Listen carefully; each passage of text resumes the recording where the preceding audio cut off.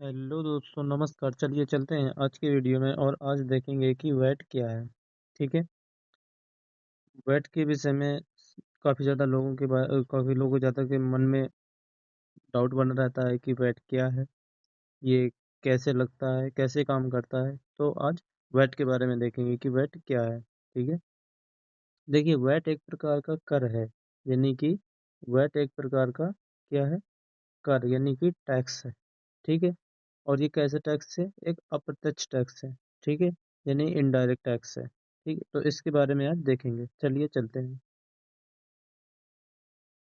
देखिए, टैक्स जो होता है ये वैट जो है, वैट जब कोई वस्तु कच्चे माल से बनकर ग्राहक तक, यानी कि जब कच्चे माल से जब बनना प्रारंभ होती है और जब तक ये बेची जाती है, तो क्या है, जब कोई वस्तु कच्चे माल से बनकर ग्राहक तक पहुंचती है तो हर चरण में, यानी कि हर चरण में, जैसे निर्माण हुआ उसका, निर्माता ने निर्माण किया, इसके बाद थोक व्यापारी के पास पहुंची, इसके बाद थोक व्यापारी से खुदरा विक्रेता के पास पहुंची। तो इसमें जो उसकी कीमत बढ़ती है, उसी को हम उस बढ़ती हुई कीमत पर हम जो टैक्स लगाते हैं उसी को हम वैट कहते हैं। यानी कि जैसे वस्तु के निर्माता जो है, तो उसके निर्माता है जो, उसने वस्तु का निर्माण किया। ठीक है। इसके बाद निर्माता जब बेचेगा तो उसमें कुछ टैक्स यानी कि कुछ वैट लगा के, जैसे 5% या 10% लगा के वो थोक व्यापारी को बेचेगा। फिर यदि निर्माता ने 10 रुपए की उसको बनाई है, 10 रुपए में उसको बनाई है, तो उसने 2% मान लीजिए वैट लगा दिया, तो वो 12 रुपए की हो गई। अब 12 रुपए की निर्माता बेचेगा थोक व्यापारी को। अब थोक व्यापारी जब खुदरा व्यापारी को बेचेगा तो उसमें भी वो 2% लगा देगा। ठीक है। इसके बाद वो 14 रुपए की हो गई। तो ये जो 2-2 रुपए जो ये जो बढ़ती जा रही है, ये लगती जा रही है वैट, कर जो लगता जा रहा है, इसी को हम क्या कहते हैं, वैट कहते हैं। ये हर चरण में लगता है, जैसे निर्माता ने निर्माण किया, इसने लगाया, फिर थोक व्यापारी ने लगाया, फिर खुदरा व्यापारी ने लगाया। तो जो हर चरण में जो टैक्स लगता है उसी को हम वैट कहते हैं। ठीक है। चलिए आगे देखेंगे। आगे कुछ उदाहरण से इसको समझ लेते हैं कि वैट क्या है। ठीक है। मान लीजिए एक कुर्सी बनाई जाती है। ठीक है। मान लीजिए एक कुर्सी बनाई जाती है। अब जो निर्माता होता है, मैन्युफैक्चरर होता है, जो निर्माता जो है, तो उसे मैन्युफैक्चरर कहते हैं। ठीक है। जो मैन्युफैक्चरर होता है, मान लीजिए उसकी लागत आई है 100 रुपए। ठीक है। अब जो वैट है उसमें लगा दिया गया 10%। 10% लगा दिए गए, तो 100 रुपए का 10% कितना बना, 10 रुपए। तो जो 100 रुपए तो लागत आई थी, 10 रुपए वैट लग गया, तो कुल कितना हो गया, 110 रुपए। ठीक है। 110 रुपए। तो उस वस्तु की जो पूरी अंतिम उपभोक्ता जो लागत देगा उसकी, तो वो कितना देगा, 110 रुपए। ठीक है। अब जो वैट है इसका भारत में कुछ इतिहास जान लेते हैं कि इसका विकास कैसे हुआ। ठीक। अब भारत में इसका इतिहास जानेंगे,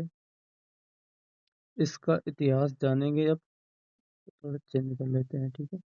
तो भारत में जो वैट लागू करने की सिफारिश की थी, तो वो एल के झा समिति ने की थी। कौन सी समिति, ये बहुत इंपॉर्टेंट है। एल के झा समिति ने कब किया था, 1976 में। 1976 में वैट कर लागू करने की सिफारिश किसने की थी, यानी किस समिति ने की थी, तो 1976 में एल के झा समिति ने की थी। ठीक है। ये क्वेश्चन इंपॉर्टेंट है। अब देखेंगे आगे। अब जो सबसे पहले की बात करें, तो 1986 में वैट को मोड वैट के रूप में पेश किया गया था। यानी कि पहले वैट बस नहीं था, पहले मोड वैट था। ठीक है। मोड मोड वैट था। तो मोड वैट के रूप में 1986 में वैट को सबसे पहले पेश किया गया था। ठीक है। जो पूर्ण राज्य की बात करें, यानी कि जो संपूर्ण राज्यों में वैट कब लागू हुआ था, तो 1 अप्रैल 2005 में लागू हुआ था। और यदि पूछें कि किस राज्य में सबसे पहले लागू हुआ था, तो वो है हरियाणा राज्य में। ठीक है। हरियाणा राज्य पहला राज्य है जहाँ से वैट कर लागू हुआ था। ठीक। चलिए देखेंगे आगे। आगे देखेंगे कि 2017 में जीएसटी ने वैट का स्थान ले लिया, ताकि पूरे देश में एक समान कर हो सके। लेकिन जो देखिए, ये 2017 में जीएसटी ने वैट का स्थान तो ले लिया, लेकिन लेकिन हर चीज़ों से, यानी सभी चीज़ों से वैट अभी हटा नहीं है। कुछ चीज़ें ऐसी हैं जिसमें वैट अभी भी लागू है, जैसे नशीली नशीली चीज़ें हो गई, जैसे शराब हो गई। ठीक है। शराब जैसी चीज़ों में अभी भी वैट ही लगता है। ठीक है। अब इसकी कुछ विशेषताओं के बारे में देख लेते हैं। विशेषताओं के बारे में देख लेते हैं, कैरेक्टरिस्टिक्स देख लेते हैं।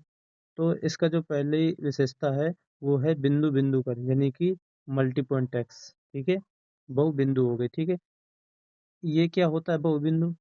बहुबिंदु देखेंगे, यह वस्तु के कच्चे माल से लेकर अंतिम उत्पाद बनने तक हर स्तर पर लगता है। यानी कि हमने बताया था जैसे निर्माता निर्माण करता है, उसने वैट लगाकर कुछ परसेंट वैट लगाकर थोक व्यापारी को देता है।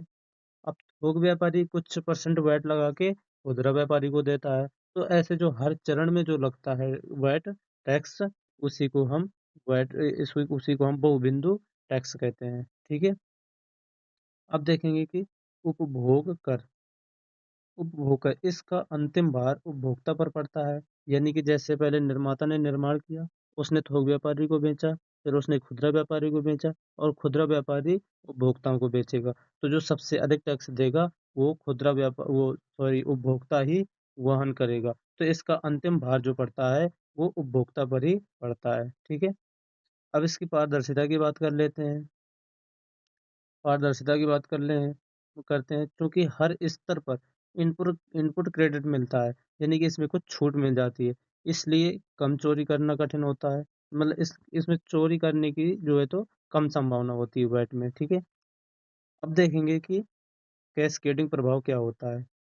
कैस्केडिंग प्रभाव देखेंगे, टैक्स ऑन टैक्स। ठीक है, इसमें यह कर पर कर लगने की समस्या को कम करता है। यानी कि जैसे हमारे ऊपर जैसे कर लगा है, जैसे हमारी आय अधिक है तो हमारे ऊपर मान लीजिए जैसे कर लगा है, तो कर के ऊपर से कर लगने की संभावना को ये कम करता है। ठीक है, जो पुरानी बिक्री कर यानी कि सेल्स टैक्स प्रणाली में एक बड़ी समस्या थी, यानी कि ये बिक्री कर में एक बड़ी समस्या होती थी, तो इसको भी इसमें भी कमी आई थी वैट कर लगने से। ठीक है, अब देख लेते हैं कि वैट और जीएसटी में कुछ अंतर है। तो वैट और जीएसटी में क्या अंतर है ये देख लेते हैं। ये है वैट और यहाँ पे जीएसटी। देखिए वैट जो होता है वो राज्य स्तर पे होता था, और जो जीएसटी है वो पूरे देश स्तर पे होता है।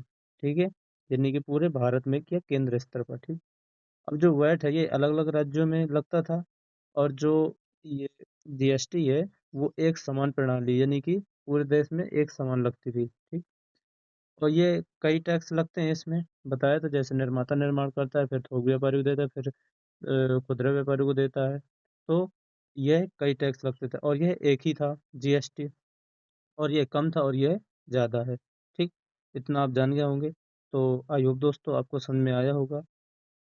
चलिए मिलते हैं अगले वीडियो में, तब तक के लिए धन्यवाद।